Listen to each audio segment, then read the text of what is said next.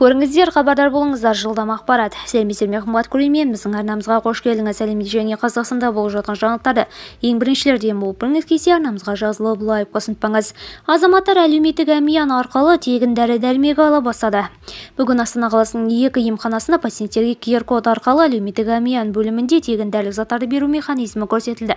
Әлеуметтік әмиян арқылы дәрі-дәрмектерді электрон түрде беру жөніндегі пилоттық жобаға ел бойынша 700-ден астам медициналық ұйым қатысады. 93 мың рецепт негізінде препараттар берілген. Нөмір 4 қалалық емханада 10 жылдан бері диспансерлік есепте қант диабеті диагнозы қойылған пациент тек жеке QR-кодты көрсетіп, дәрі-дәрмектің мергерден тікелей алды. Осылайша енді азаматқа қағаз рецепт алу үшін дәрігерге жазылуға уақыт жұмсаудың қажеті жоқ. Мергер кезексіз қажетті препаратты өз бетінше бере алады.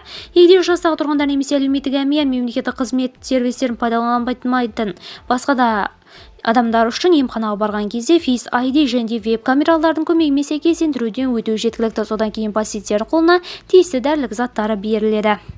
Видеомыз кеңінен таралу үшін лайк басып жақындарыңызға таратып қойды ұмытпаңыз. Бізді бақылауды жалғастырыңыз.